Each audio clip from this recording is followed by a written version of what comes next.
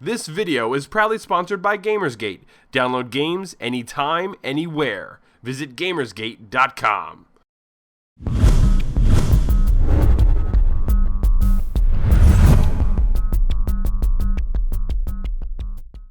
Welcome to Elder Geeks Elder Speak. Today is Tuesday, March 27th, 2012. I'm Randy Yasenchak, editor of ElderGeek.com. Once again, you're going to be seeing some more footage from Total War Shogun 2 Fall of the Samurai. I've only had a few minutes every once in a while to play some games, but what I've been playing Fall of the Samurai.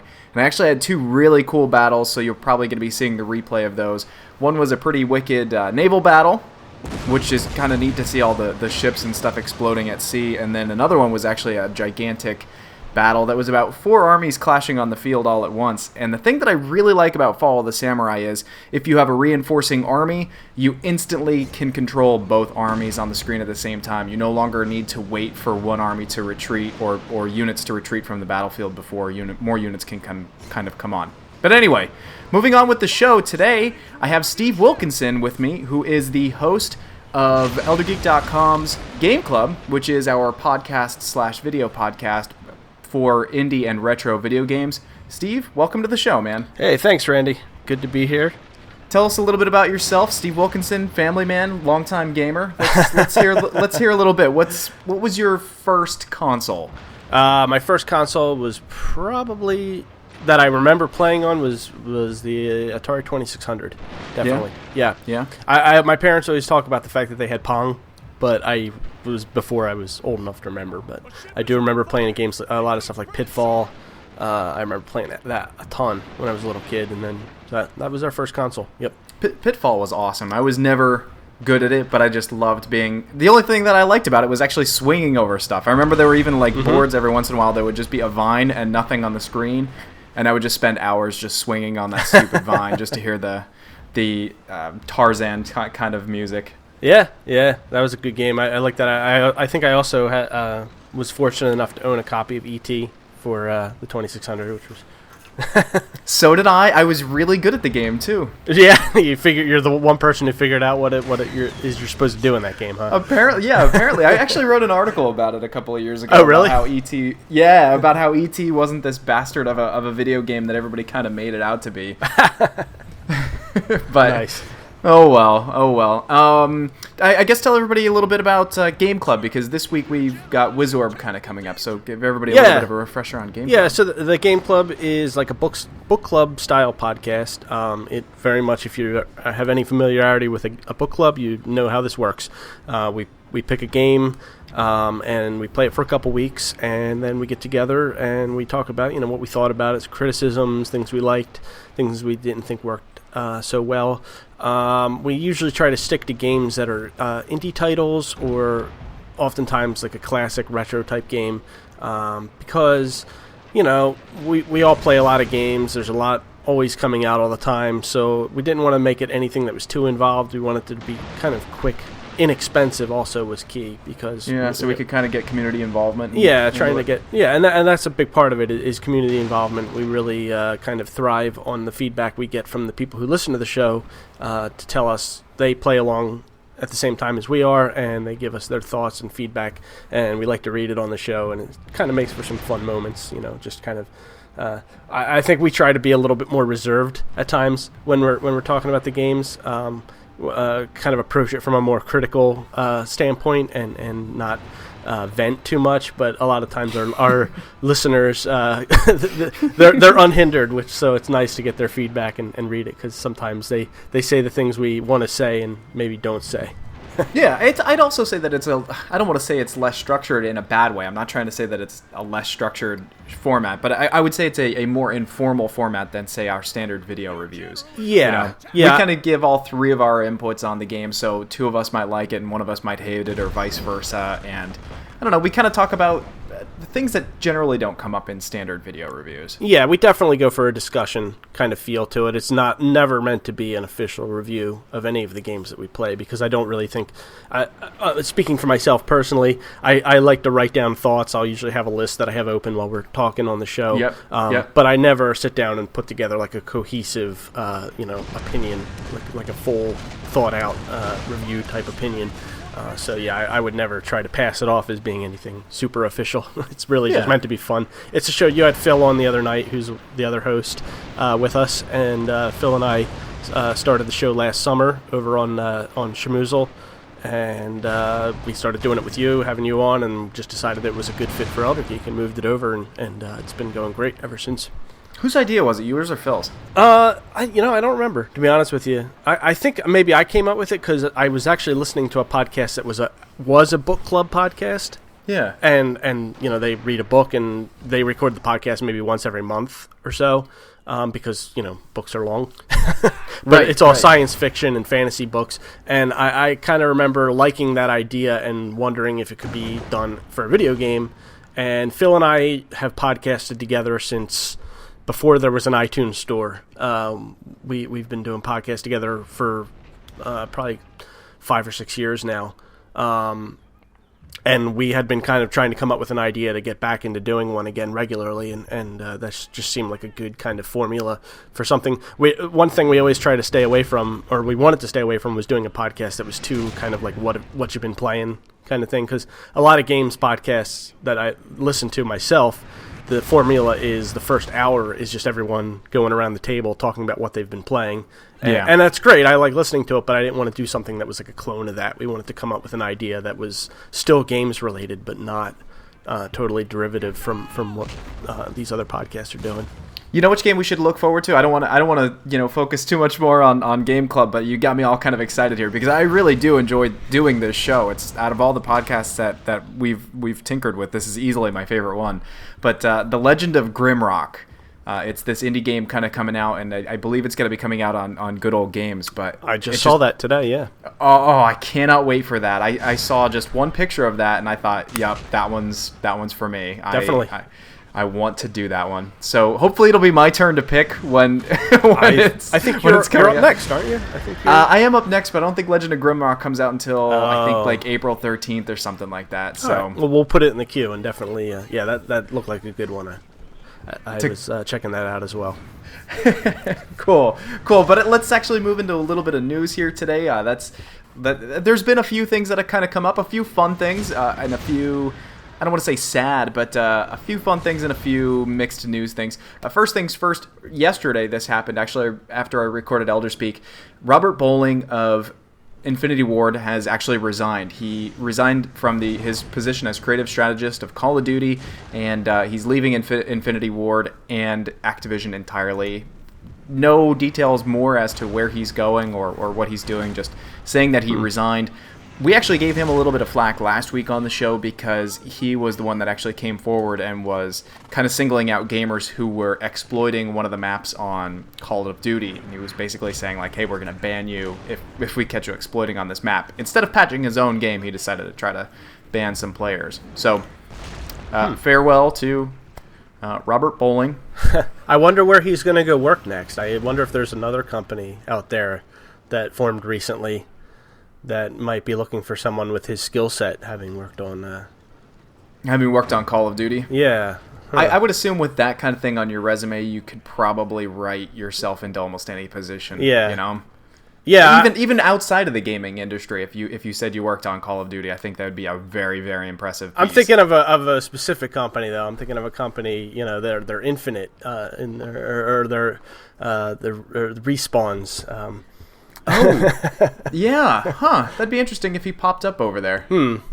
I'm not aware of any other former Call of Duty or Infinity Ward employees that have, so that's pure speculation. But, yeah, we'll see. Interesting.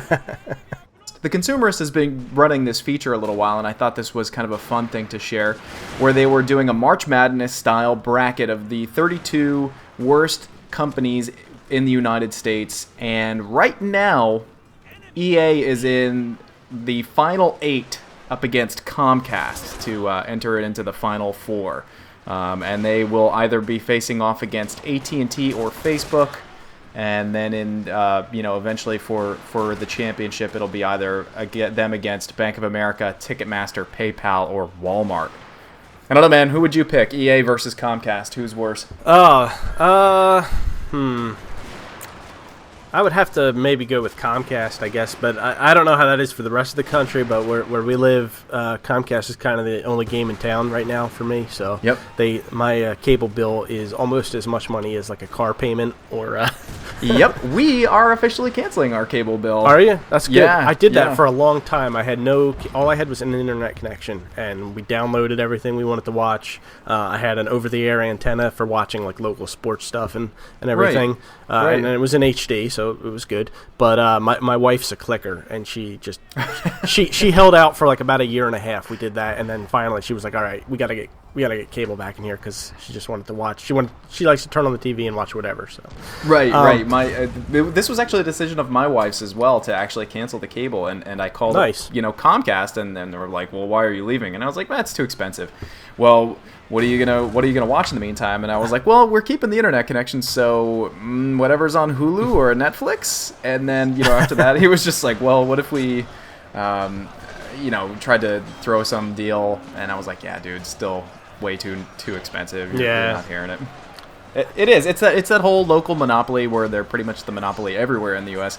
And then all of their crap that they've been trying to push with net neutrality and all the ridiculously unfair. But those are all the reasons why I don't want. Yeah. I'm wondering what the criteria is to get on here, actually. I'm looking at some of the companies on here, and there's some interesting ones. I mean, like Apple's on here, Facebook. I could see Apple and Facebook being on there. The one I'm kind of surprised is Netflix to be on there. It's funny. Netflix is just... The whole Netflix situation to me has gotten really funny over the past year or so. Yeah. They've kind of become the company everybody hates now. And it's just funny because when Blockbuster was like the big, there was a Blockbuster, you couldn't throw a dead cat without hitting a Blockbuster in your town. Everyone was like, I hate Blockbuster. I want Blockbuster to go away. I just want Netflix. Like, Netflix was like the second coming.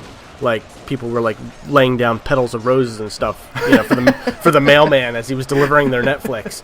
It was like people were so thrilled about it, and now a year later, now everyone hates it. It's just like this cyclic thing where people, they 1 minute they love this company and everyone's all about it, and then now they're on like this worst list. Whatever. I don't have an opinion in their company. They're in the business of making money. They live long enough to see themselves become the villain. Exactly. That's perfect analogy. Yep, there you go. Yeah. I mean, really, they would have been fine if they didn't try to pull that all of a sudden, hey, we're splitting up our bill and now both streaming and renting are going to be $8 a piece. But that wouldn't have happened if all of these production companies didn't just start really just lambasting them with the fees for streaming and for renting out their movies. So, yeah, I mean, I get it. I get why people are annoyed at them, but it's just totally. But I guess they're not too annoyed because GameStop beat them in their bracket. So GameStop won out as the worst company there, and then Walmart beat them. So and then Walmart beat those. That seems right to me because it was Kmart versus Walmart. Walmart won. That makes sense. Netflix versus GameStop. GameStop won. I'm using that term. But that makes sense to me. And Walmart beating GameStop. Yeah, that also makes sense to me. But anyway, I thought that was a pretty cool little story. I'll throw up a link for everybody down below so you can check it out.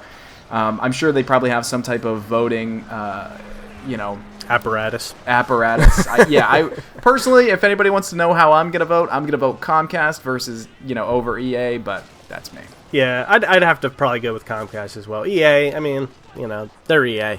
There's no surprises there. Yeah. I mean, you're right. There's no surprises there. There's no surprise. Just look at what they've done to all of our favorite, series over the years. Look at all the Mythic games. Look at Westwood and look at Baldur's Gate. God, we could kind of go on forever as to what EA's reverse Midas touch has done to the gaming industry. Feel free to reuse that one, guys. Reverse Midas touch. Very nice. Very nice. Final story for tonight. Sony is actually cutting off, or they're doing their absolute best to try to curb people from using Homebrew programming on the Vita. Most of the people that I knew that owned a PSP were buying it to play ROMs, and it seems as though the Vita is going down that same path, and so a lot of people are buying the Vita to try to crack them to play ROMs again. And what they're doing to counteract that now is hackers actually found a loophole in the programming for MotorStorm Arctic Edge, and the other one was Everybody's Tennis. And so if people downloaded these games, there was a way that you could use the programming in that game to, crack your Vita and allow you to exploit its hardware. So Sony's pulling off those games off of the market until basically they fix it. That's a shame, because everybody's tennis, That's a game that deserves... I don't know. It's funny. I mean, this stuff happens every time any new hardware comes out. So I guess Sony is particularly butthurt over everything that happened with the PSP. So, but I mean, it seems like every device. I mean, phones, everything. There's these types of things that happen, and I think I might be one of the only people on the planet that owns a PSP that I didn't buy it to do anything me too, man. Shady with me it. Too. Yep. No, me too. I update the firmware every time it comes out. I'm just excited that something's going on with the PSP. So mine I never really did much with it aside from playing PSN games on it. That's about it. But. Me too. Castlevania Symphony of the Night, Final Fantasy VII. That's about it. Yeah. It's a shame. Resident Evil 1 and 2. Oh, yeah, there you go.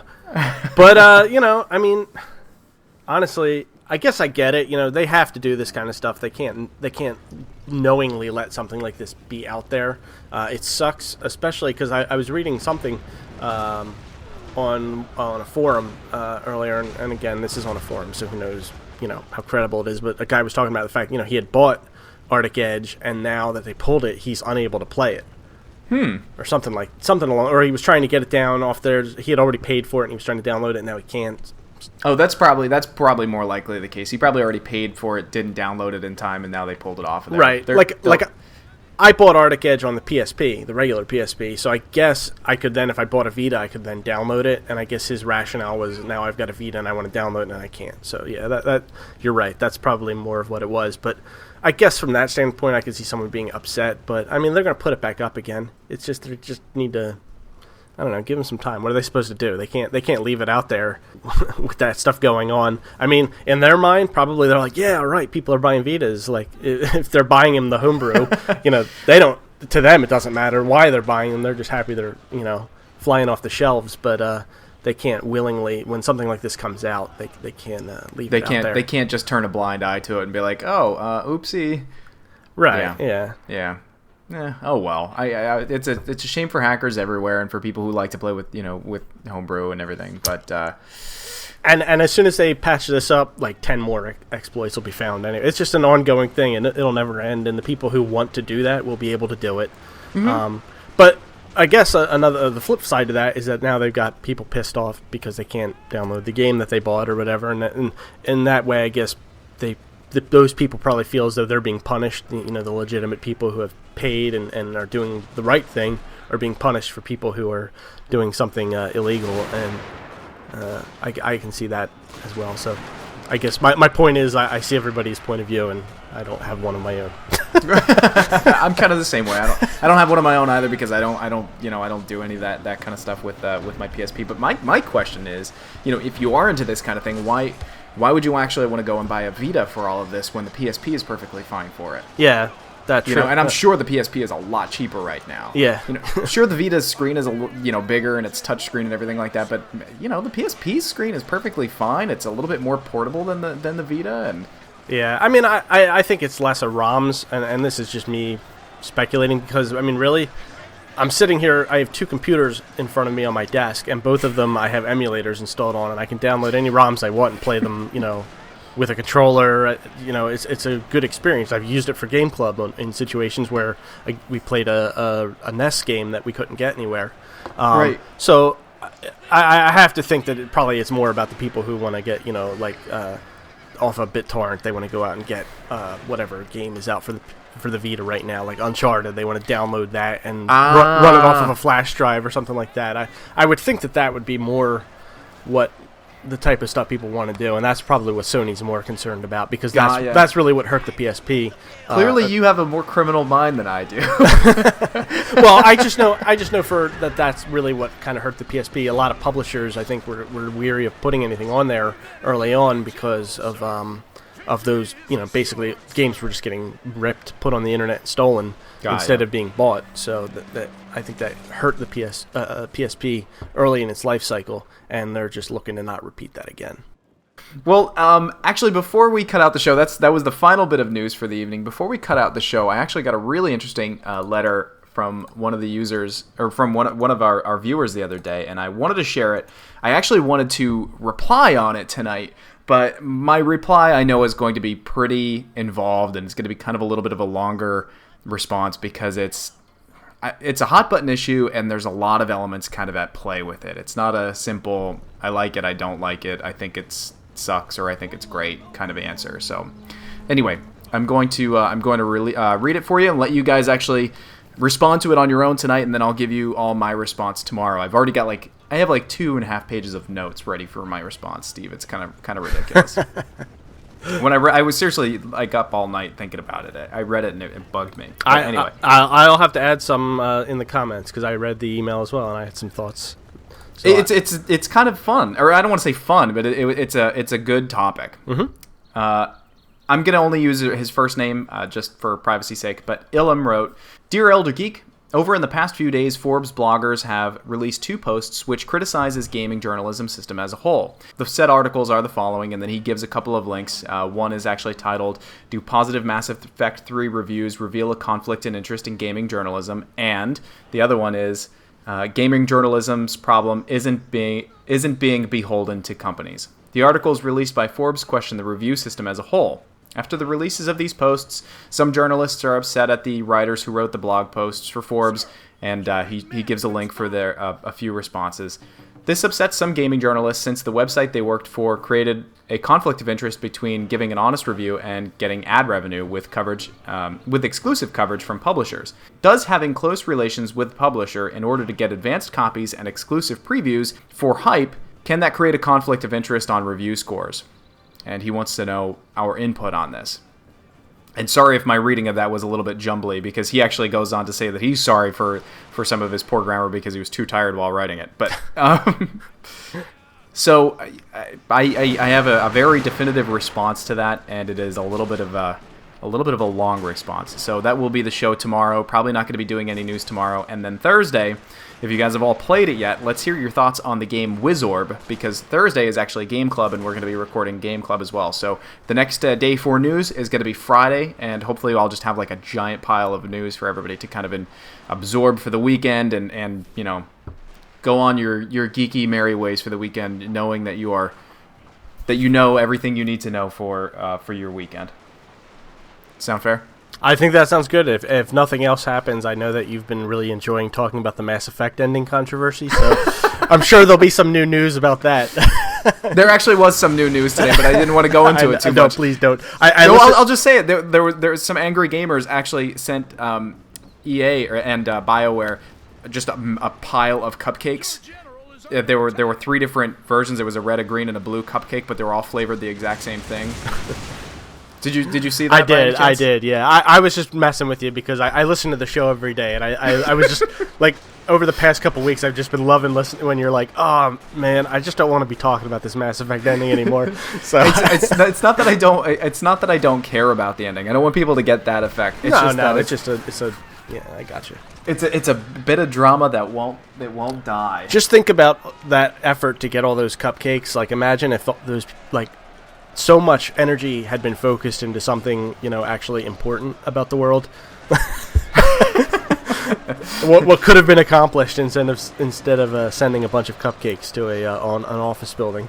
I saw a picture online of the bill that was put in for all the cupcakes. It was like $1,000 worth in cupcakes. Well, some bakery had a good day. Well, right, some bakery had a good day. Some bakery owner had a good day. Some poor guy working in the bakery had a really bad day. So, and the dudes over at BioWare, I mean, you might be mad at their ending, but they've got a pile of cupcakes. I don't think them or their spouses are going to be upset for the weekend with how many cupcakes they have. I was just going to say they got a pile of cupcakes, and once again they got their names in all the headlines on around the internet again. So that's true. they're eating cupcakes happily. Yeah, I mean, as much negative press as this has gotten, it's still a ton of press that the game has gotten, and there's no news is bad news, as they say. They're drying their tears with $100 bills over there. right, and walking their sorrow, their walks of sorrow home in their expensive sports cars and SUVs. That's funny. Yeah. Anyway, that's it for today. Steve, thanks for hopping on the show, man. I really appreciate it. I'm glad I finally got a chance to do it. I've been wanting to since you started, so I'll be back again, hopefully. Yeah, been trying to go through, let everybody know on YouTube and on Facebook that ElderGeek.com isn't just me, that there's a whole bunch of people that work really hard to make the site kind of go. If I did everything that was on the site by myself, I would either never sleep or never work, a real job. So there you have it. Right just kind of giving everybody a little bit of a heads up. Phil, who was on the show the other night, over the weekend cranked out a couple of good written reviews, one for Resident Evil Revelations and the other one for the 3D Classics Kid Icarus review. Those are actually up on the site, and it looks like we just put up an interview with J.S. Gilbert, the voice of Sweet Tooth, on the site as well. Oh, nice. Yeah, head on over to elder-geek.com to check those out. Sadly, those can't be done in video format, so gotta head over there and do it the old-fashioned reading way. That is all for me and Steve, and I will talk to you all tomorrow. Oh, and one final thing, of course, as always, if you have any emails or questions or any topics that you would like for us to cover on the show, please drop an email to info@elder-geek.com. Anything from game news to reviews to whatever you want to talk about on the show, just drop me a line and we'll see if we can fit it in. All right, thanks a lot. Talk to you all tomorrow.